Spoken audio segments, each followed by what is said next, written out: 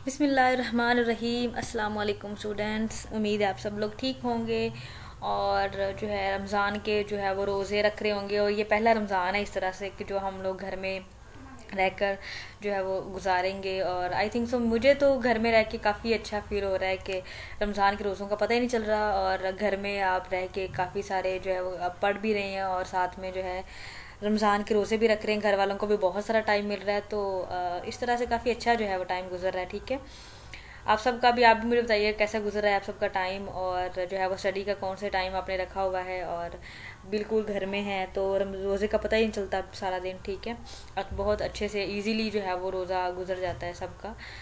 तो बच्चों, आज का जो लेक्चर है ये हमारा 10th लेक्चर है और इसमें हमने जो चीज़ें डिस्कस करनी है, इसमें जो चीज़ें डिस्कस करनी है वो हैं हमारे पास कंटेंट्स में से genetic linkage, sex linked inheritance and Lyon hypothesis.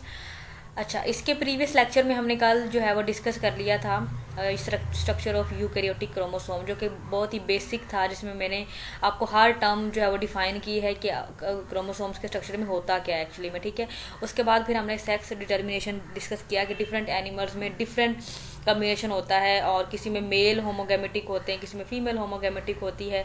तो आज का जो लेक्चर है ये थोड़ा बहुत उसी से ही रेलिवेंट है, मीन्स कि वो टर्म्स यूज़ होंगी, तो आपने वो लेक्चर अगर अच्छे से लिया हुआ है, उसके कॉन्सेप्ट्स हैं, तो आपको ये लेक्चर भी अच्छे से समझ आ जाएगा। ठीक है, तो चलो हम आज का लेक्चर स्टार्ट करते हैं।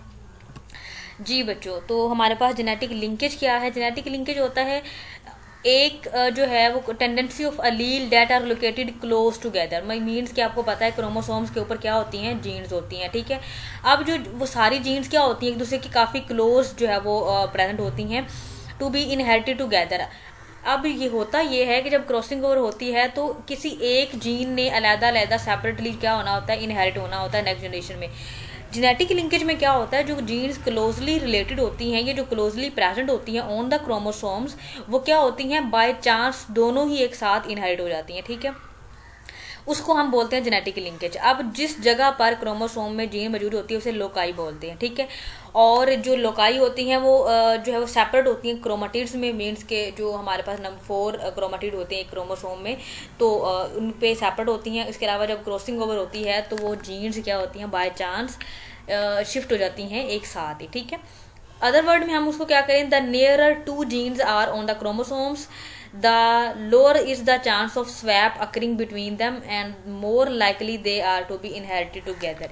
होता क्या है कि जब वो एक दूसरे के इतना करीब होती हैं तो वो क्या हो जाती हैं, बिल्कुल एग्जैक्टली एक साथ ही शिफ्ट हो जाती हैं नेक्स्ट जनरेशन में या नेक्स्ट सेल में, तो उसे हम बोलते हैं जेनेटिक लिंकेज। ठीक है, जेनेटिक लिंकेज की तो आपको समझ आ गई। इसके अब आगे फर्दर दो टाइप्स हैं। ठीक है, डिपेंडिंग ऑन द प्रेजेंस और एब्सेंस ऑफ न्यू कम्बिनेशंस, उनकी बेस पर उसकी दो टाइप्स हैं। एक है हमारे पास कंप्लीट लिंकेज और दूसरा है हमारे पास इनकम्प्लीट लिंकेज। कंप्लीट लिंकेज क्या होता है, इफ़ टू और more characters of the inherited together are consistent, जो है वो कंटिन्यूसली अपेयर इन टू और more generation in the original parent combination. For example, जो कम्बिनेशन पेरेंट में था वही same as it is combination without any mutation और changes, वो सेम जो है वो शिफ्ट हो गया है ऑफस्प्रिंग में, और वो नेक्स्ट जनरेशन में भी इसी तरह सेम जो है वो पास ऑन हो रहा है, तो उसे हम क्या बोलते हैं, कंप्लीट लिंकेज बोलते हैं। These gene do not produce non parental combination. ये वाली जो जीन्स होती हैं एग्जैक्टली पेरेंट के जीन्स होती हैं, इसके अंदर कोई न्यू कम्बिनेशन नहीं हो सकता है। Genes showing complete linkage are closely located in the same chromosomes. जो जीन्स कम्प्लीटली जो है वो शिफ्ट होती हैं वो क्या होती हैं, एक दूसरे के एक क्रोमोसोम्स के बिल्कुल करीब जो है वो प्रेजेंट होती हैं। ठीक है, आपने देखा होगा कुछ बच्चे जो ऑफस्प्रिंग्स अगर जो सिबलिंग्स होते हैं वो हू बहू बिल्कुल उनकी एक एग्जैक्टली सेम उनकी शेप उनके करैक्टर हर चीज़ उनकी पेरेंट्स से क्या कर रही होती है, मैच कर रही होती है। लेकिन कुछ बच्चे ऐसे होते हैं जिनकी कोई बॉडी पार्ट मैच कर रहा होता है, कोई बॉडी पार्ट मैच नहीं कर रहा होता।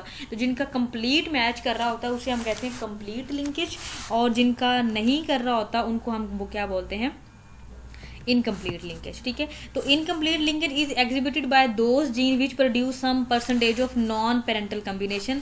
इसके अंदर कुछ नॉन पेरेंटल कम्बिनेशन भी आ जाते हैं, जिसमें हमारा टेम्परेचर आ जाता है, इसके अलावा इन्वायरमेंटल फैक्टर आ जाता है, उसके अलावा हमारे डाइट जो है वो आ जाती है। तो बहुत सारे और फैक्टर उस पर डोमिनेट हो जाते हैं, जिसके अंदर वो पेरेंट कैरेक्टर को क्या कर देते हैं, चेंज कर देते हैं। Such genes are located distantly on the chromosomes.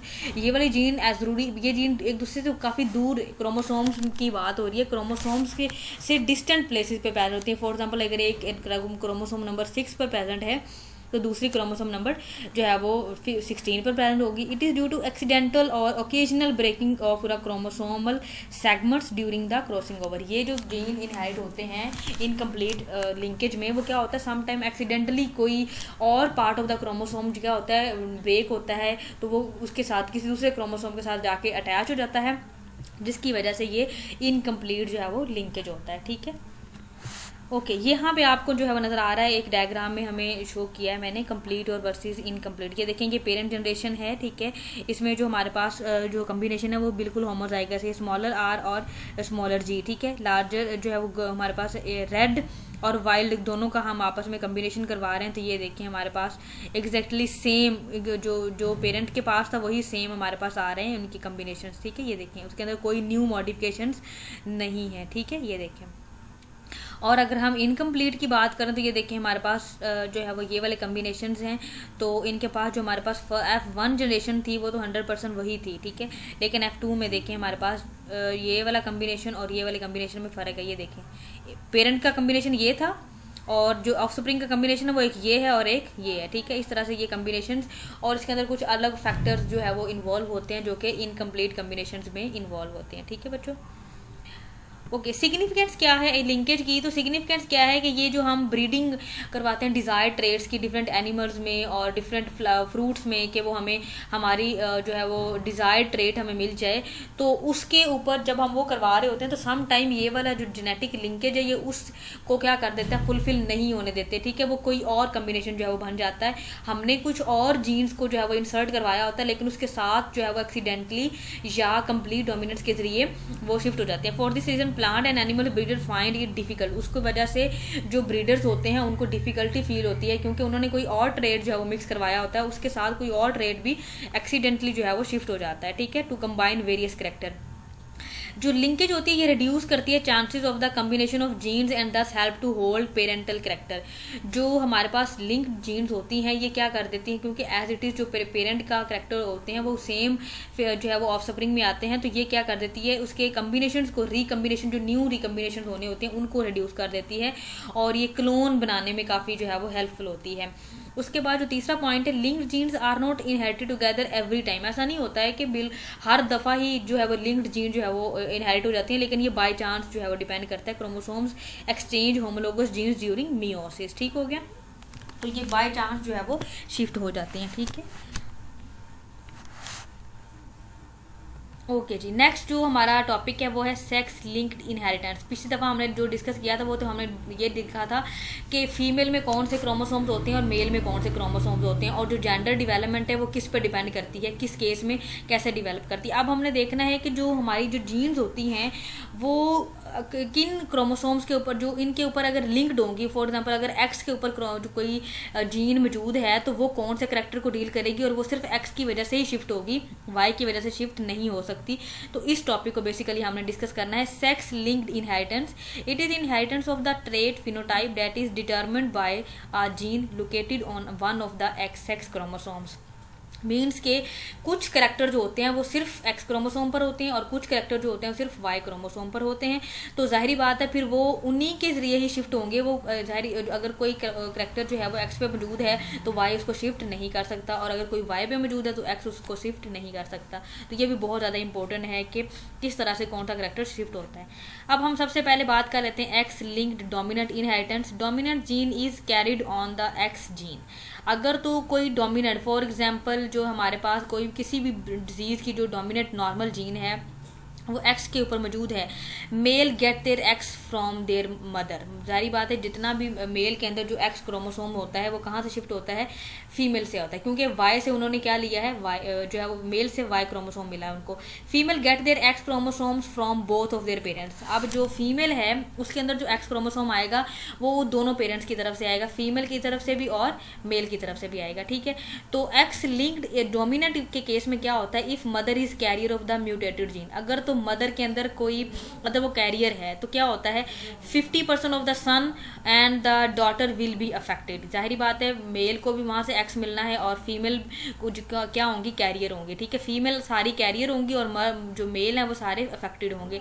50% of the son and the daughter will be normal, तो 50% अफेक्टेड होंगे, 50% नॉर्मल होंगे।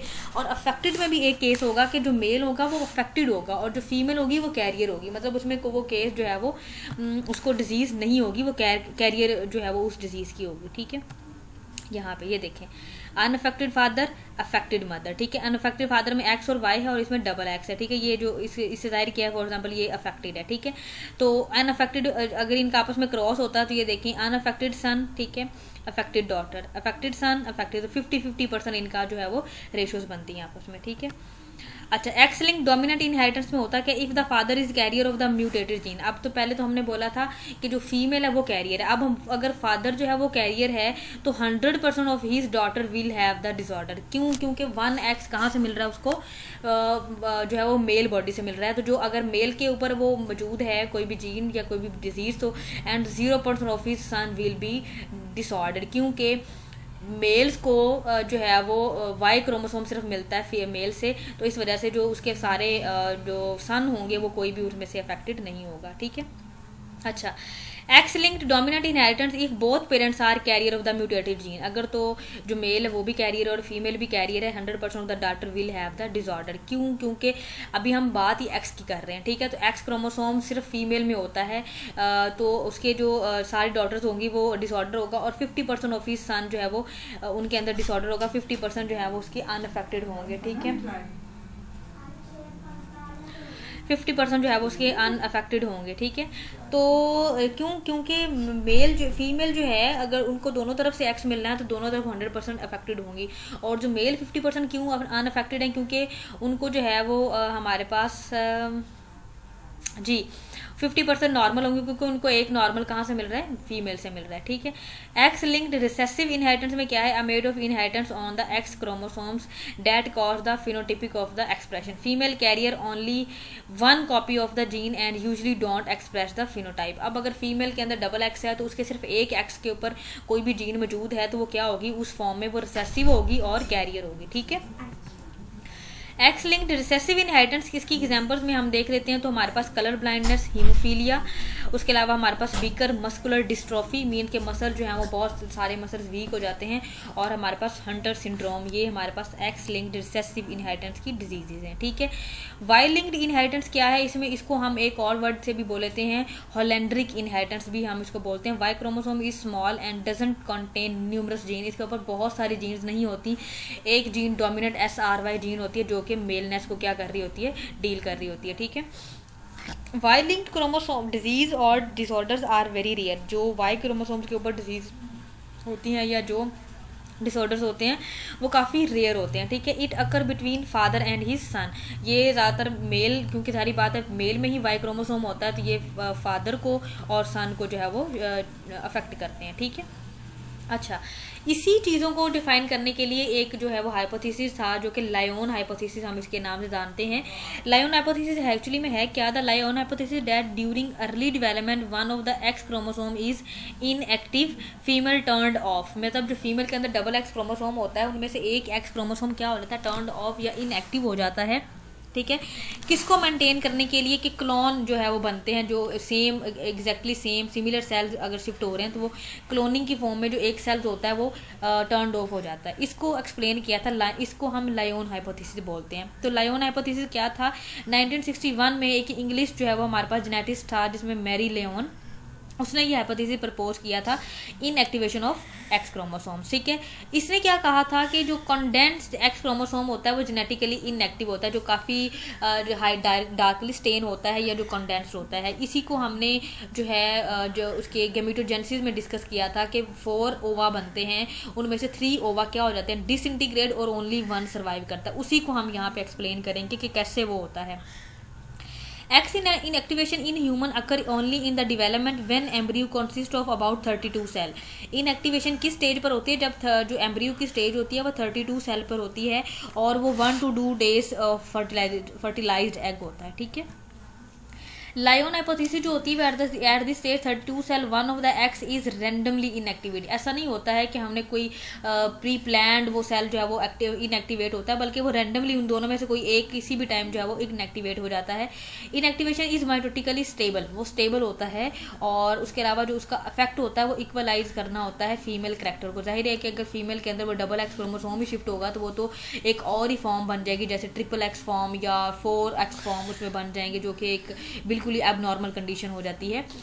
तो ह्यूमन क्रोमोसोम्स में बार बॉडीज बनती हैं। बार बॉडीज वही वाला गेमेटोजेनेसिस जो कि हमारा कोई 4th लेक्चर था जिसमें हमने डिस्कस किया था कि फीमेल बॉडी में जो हमारे पास नंबर ऑफ गमीट्स बन रहे होते हैं उनमें से 3 डिसइंटीग्रेट हो जाते हैं। तो इसी तरह से ये देखें, अगर हमारे पास डबल एक्स है तो 1x क्या जो डॉट फॉर्म शो कर रहा है ये क्या हो गया, इनएक्टिवेट हो गया। तो 1x अपने आप को शो कर रहा है एम्ब्रियो स्टेज पे। ठीक है, तो इसको हम क्या बोलते हैं, बार बॉडीज। और ये डिसइंटीग्रेट हो गई, अपना भी कंटेंट किसको शिफ्ट कर देता है, उस एक्टिव जो है वो क्रोमोसोम को। ठीक है, और ये है हमारे पास एक्स इनएक्टिवेशन। ये देखिए एक एक्स आपको यहाँ पर इनएक्टिवेट होता हुआ नजर आ रहा है। ठीक है, एक्स क्रोमोसोम्स क्या है, only 1 X is inactive in any given cells, the other is inactive.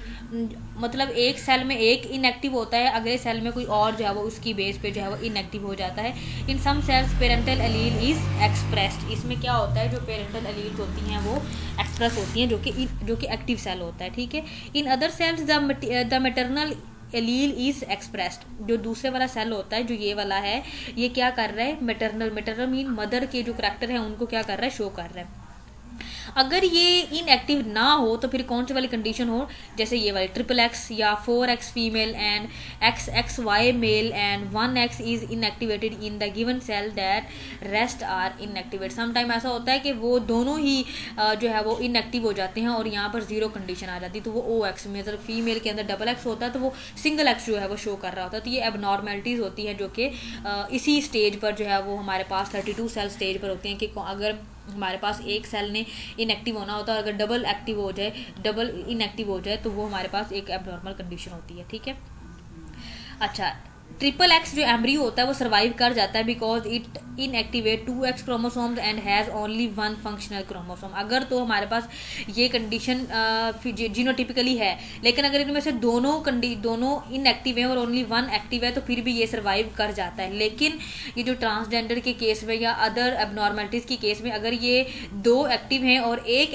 Inactive है तो फिर वो केस जो है वो ये एबनॉर्मल होता है, वो सही, मतलब उसको हम क्योर नहीं कर सकते। The only chromosomes we can inactivate is the X chromosomes. ठीक है, और समटाइम हम बाय सर्जरी के ज़रिए भी हम इसको इनएक्टिव कर सकते हैं। मीन्स कि अगर एक क्रोमोसोम को हम एक्टिव रखें और बाकियों को क्या कर दें, इनएक्टिवेट कर दें। ठीक हो गया। तो in the female fetus future germ cells undergo lyonization along with the somatic cells. तो इस तरह से जो फ्यूचर सेल्स होते हैं वो लायोन हाइपोथेसिस के अकॉर्डिंग जो है वो उनको हम डील करते हैं। ठीक है, following different of the female fetus the inactivated X chromosomes are reactivated during the female gametogenesis. Some time ऐसा होता है कि वो जो इनएक्टिवेटेड क्रोमोसोम्स होते हैं वो एक्टिवेट हो जाते हैं ड्यूरिंग गैमेटोजेनेसिस, जिसकी वजह से डिफरेंट प्रॉब्लम्स जो है वो क्रिएट होती हैं।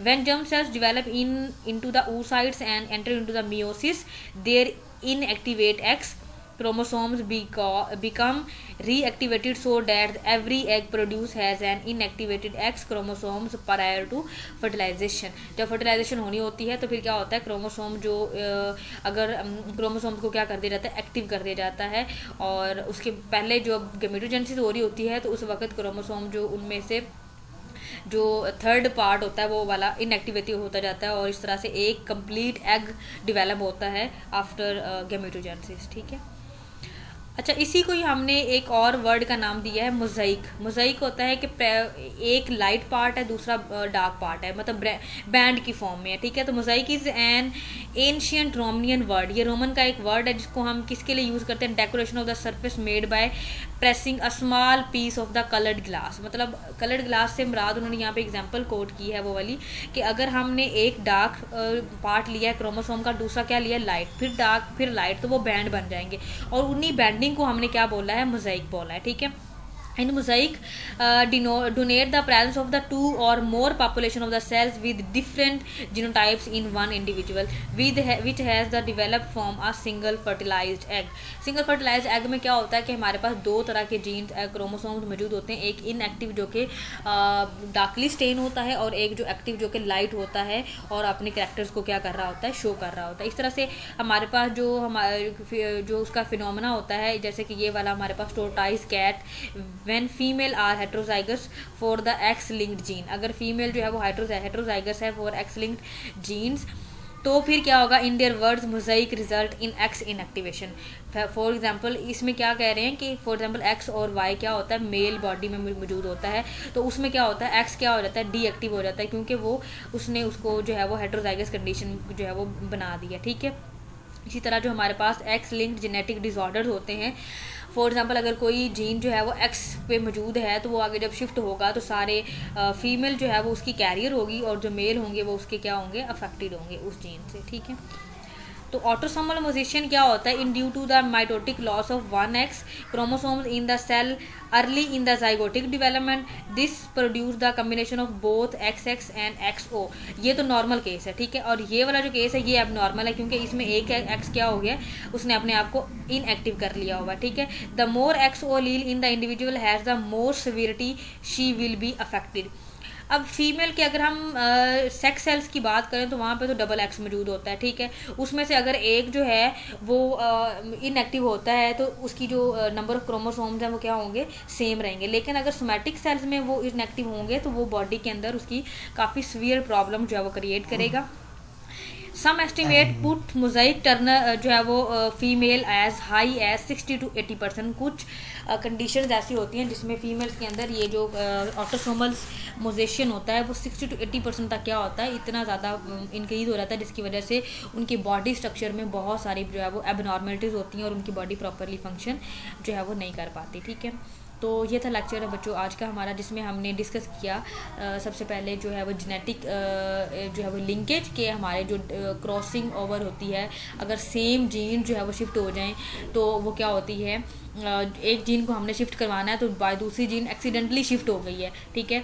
तो वो उसकी हमने फिर बाद में देखा कि उसके डिसऑर्डर्स भी देखे कि अगर इस तरह से हो तो फिर जो ब्रीडर्स के लिए बहुत ज़्यादा उसमें प्रॉब्लम होती है। और उसके बाद फिर हमने देखा कि एक्स जो लिंक्ड जीन्स होती हैं या डिजीज़ होती हैं वो कैसे शिफ्ट होती हैं, फीमेल कब कैरियर होती है और मेल्स कब कैरियर होती हैं, कब अफेक्टेड होते हैं, कितने % जो है वो अफेक्टेड होते हैं किस केस में, ठीक है। तो ये हमने डिस्कस किया। उसके बाद हमारा पास लायोन हाइपोथेसिस था जो कि जस्ट ये था कि इनएक्टिवेशन ऑफ एक्स पे था और वो मोज़ाइक पैटर्न को जो है वो शो करता है, ठीक है। और ये लेक्चर आपको जो है वो समझ आ चुका होगा। ओके बच्चों, आपने बहुत सारा ख्याल रखिएगा और दुआओं में याद रखिएगा। ओके जी, अल्लाह हाफिज़।